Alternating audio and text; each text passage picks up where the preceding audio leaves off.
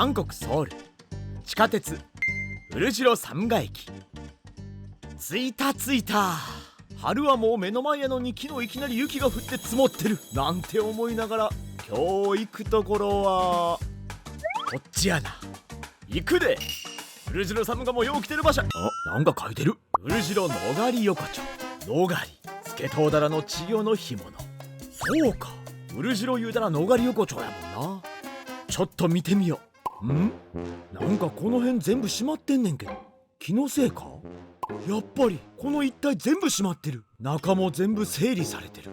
店舗移転って書かれてる。ここもだいたいこういう雰囲気は再開発やな。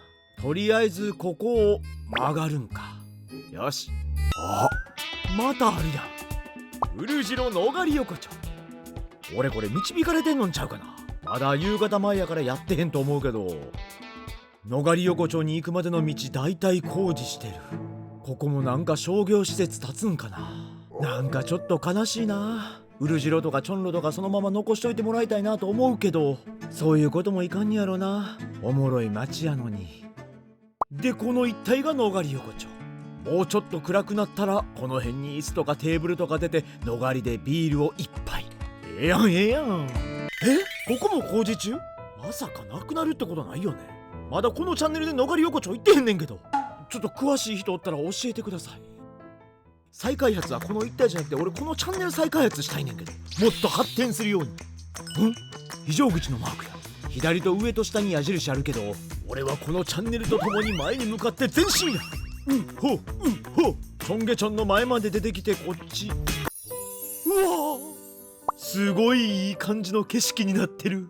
おじいちゃんみたいな雪だるまあるけど、ここも小さい雪だるま作られてるやん。これ一人の人じゃなくて、これ見ていろんな人が作ったんかな。じゃあ俺も雪だるま作成開始。手袋持ってきたらよかった。コロコロコロコロ。次は頭の部分。もう手やばいって。胴体半分に割れてもうた。引っ越しです。お友達がたくさんおるところに置いてやろう。うちの子が一番でかいな。でも隣の子目とか手とかついてるからつけてやらなあかんな。あれや。ちょっと残ったからおまけに角もつけてあげる。じゃじゃん。かわいいのできたやん。隣の子と比べてもうちの子が一番でかいし、すぐ溶けてしまうかもしれんけど、まあ1日2日ではやっぱりかわいいやん。これが今年最後の雪だるまやな。手めちゃくちゃ冷たいけど。いやだからそんなことしてる場合ちゃうねん。こっち着いた。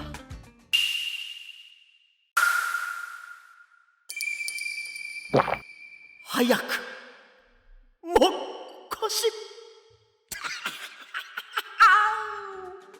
1984年から続く店。なんと現在3代目。牛プルコギの専門店。OKだ。2階には調理研究室。何それ。格式高い高級レストランのような入り口を通って入店です。こちらのメニュー、プルコギ専門店やからプルコギの種類が何種類かある。手長ダコの入ったプルコギや韓牛のプルコギ、それよりも少し安いアメリカ産の牛肉を使ったプルコギも置いてある。そして一品料理の数々、食事類も置いてある。こちらはお酒類、ハイボールもあったり、ビール、もちろん焼酎も置いてある。じゃあ頼むか。 하늘 불고기 2인분 하고요. 그리고 진로이즈급 하나 주세요. 네, 또 치워드릴까요? 네. デートしに来てんのかっていうぐらいずっと店内のバックミュージックピアノの音やねんけど、そのせいか心持ち声も小さい。とりあえず手はまだ冷たいけどコートだけは脱ごう。今日はビシッと決めなあかんからな、こういう店やし。でもガマちゃん、店内のピアノの音に合わせてゆっくりぐるぐるぐるぐる、我慢できひんぐるぐるぐるぐる。3台続くお店でガマちゃんが泣いているぜ。ローリングなんかいつもより丁寧についでる気がする。俺もこういう雰囲気にすぐ流されてまうからな、なんて思いながらちょっと気取ったふりをして一杯。明日には雪解け衣服も薄くなる。ありがとうございます。そんな中準備していただいた基本のおかずはキムチ、白山菊の和え物、わかめときゅうりの酢の物、牡蠣の塩辛、そしてレタスのサラダ。続けてメインメニューもやってきました。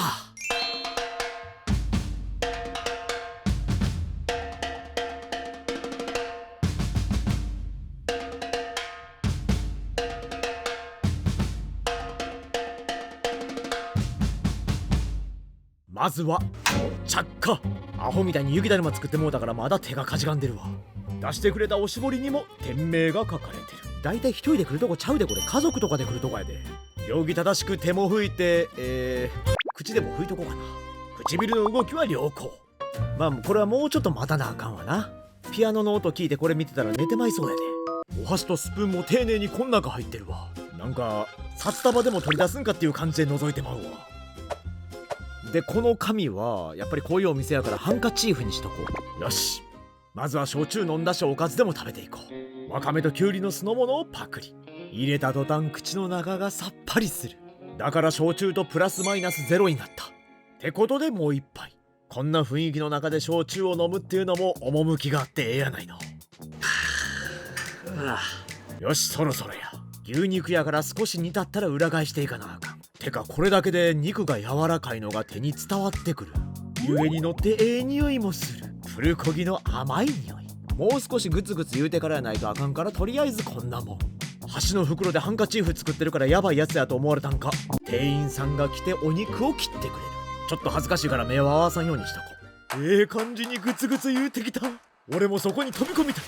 全体的にしっかり色もついてきた。ええ感じや。それでは食べる準備。まずこのお鍋の一番高いところに座ってるお肉をがっつりつかむ。ハヌのずっしりとした重みを右手に感じながらフーフー。あ、そうか、やっぱ TPO 大切やんな。こんなピアノの BGM が鳴ってるところで俺の白シャツを汚すわけにはいかん。だからナプキンで最終砦を作る。改めましてがっつりいきます。そのままフーフーをし、鼻の中に自然と入ってくる牛肉の匂いを嗅ぎながら大きく一口。店内のピアノの音では物足りず、ハヌというマエストロが味覚のシンフォニーを奏で始める。顎がなくても噛み切ることができるこの牛肉の柔らかさ。さすがハヌ。そんな牛肉の旨味とプルコギ独特の甘さが俺の脳をつく。こうなると進む。ガマちゃん。てかこれもうよだれかけみたいになってきたな。なんかえらい短くなってきたし、プルコギの甘さが残る口へいっぱい。気になってた牡蠣の塩辛もどれどれ。口に入れたら広がる磯の香り。磯の香りと牛の香り、最高やないか。再びお肉をつかみ、牛のエキスが流れ落ちたこのタレにつける。しかもたっぷりと。タレにつけてる間にエリンギも牛の香りを嗅ぎつけてやってきた。俺もエリンギと同じ気持ちや。お肉はとろけてすぐなくなってしまう。白山菊のナムル。こちらは優しい味付け。肉ばっかり見てて忘れてた。かくれんぼのように春雨もたくさん入ってる。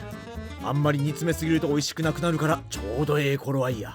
春雨のプランプランには気をつけて夫婦。全く機能しない俺のよだれかけは無視して春雨をすすっていく。タレがよう染み込んでて濃厚。ちょっとお肉はこのタレの方へ緊急避難。お肉はタレに一度つけてもう一度鉄板の上に。ずっと置いてるとお肉パサパサなってまうからな。牛肉はもうほんまいくらでも食べれんで。いよりもお金との相談せなあかんけどな。タレにしっかりと使ったえのきも下からしっかり包み込むように食べていく。レタスのサラダの上にドレッシングかかってんねんけど、これ何味？ペロ。ああ、入れた途端口の中に広がる柚子の香り。よく韓国であるフルーツのドレッシング俺あんまり好んで食べへんねんけど、これはええわ。柚子ドレッシングにたっぷりつける。取りすぎちゃうかなと思うけどもう口は開いていた。真実の口と化した俺は柚子と共にレタスも摂取。再びレタスをまた取りすぎる。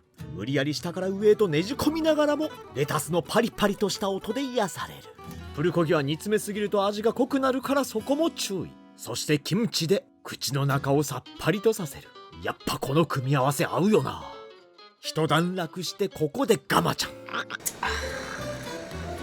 一段落？そんなことできるはずがあれへん。ガマちゃんのクリアさと同じぐらいこのクリアな煮汁。一滴もこぼさんように気をつけて口元へ。飲んんだ瞬間鼻の穴が膨らむほどのうまさ。ほほー、これはそうか。 공기밥 남았어요. 예. このナプキンちょっと見られたかな、恥ずかしいな。カモンライス。サングラス必要やでこの白さ。まずは誠意を込めてスプーンの上に一口サイズ。フーフーではなくフー、パクリ。その口に続けて肉もパクリ。これや、なんで牛と米はこんなに相性ええんや。私も混ぜろと磯の香りも入れてあげる。違う違う、これもうまいけど俺がしたかったんこれちゃうねん。そうそう、だってさっきこの煮汁飲んでご飯頼まな思てんから。煮汁を少しすくってご飯の上にかけてあげる。もっと、いやもっと、そんなご飯をまんべんなく混ぜてあげる。確定。もうこれ絶対うまいもん。もうこのタレやったらご飯何杯でもいけんで。肉をタレの中で数バウンドさせ口の中へ直行。そして間髪入れず白米。そして続けてキムチをつかみ黄金ルートが完成してまう。もう他に何もいらん。あ、玉ねぎ忘れてた。すまんすまん。お前もこの甘みに一役買ってたもんな。ご飯足りるかな。時間帯にもよるけど、この店一人で食べに来られてるお客さんやったり、会食で使われる方、家族とゆっくり静かにご飯を食べたいなんていう方には最適やな。あとはデートやな。高級感もあって雰囲気もいい感じ。そろそろお肉も少なくなってきた。寂しいなぁと思いながらもハヌをしっかりと味わっていく。付け合わせのレタスのサラダも完食。鍋に残った具材を集める。あれ、思ったよりもなんだかんだで結構残ってるやないか。ラッキー。プルコギの鍋はこうくぼんでるからな。俺としたことが。こうやって見たら結構残ってたな。おいおい、俺をこの店から帰らせへんつもりか。デートで来なあかんところ、こんなとこで一人でプルコギ食べてるけど、お口の中は幸せいっぱい。最後に残ったキムチもお口直しでパクリ。さて、そろそろ最後の一杯ぐらいになってきたな。高級感のある店でもガマちゃんは健在だから、最後の一滴まで。本日最後の一杯。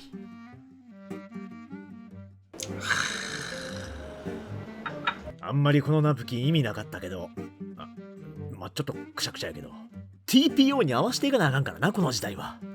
そんなティッシュも丁寧に置いて帰る。1984年から続く高級感のあふれる3代続くプルコギの専門店。店を出たらすぐ横にストップシンキングスタートドリンキング。いや俺逆やねん。もうドリンキングしたし、これからシンキングタイムやねん。そんなん言われたらずっとドリンキングしてまうで。少し値段はするけどいろんなシーンで使えるお店。大満足や。なんでどこ行ったん。ちょっと俺の作った雪だるま折れへんねんけど。チョンゲチョンに自ら身を投げるなんて聞いたことないで。これ絶対誰か落としたやろ。一生懸命作ったのに。宝くじ一等当選。一等当選して雪だるまの家作ったのかな。いやほんまもう手が動かんのんちゃうかなと思うぐらい一生懸命作ったのに。チャルモもすぐにだ。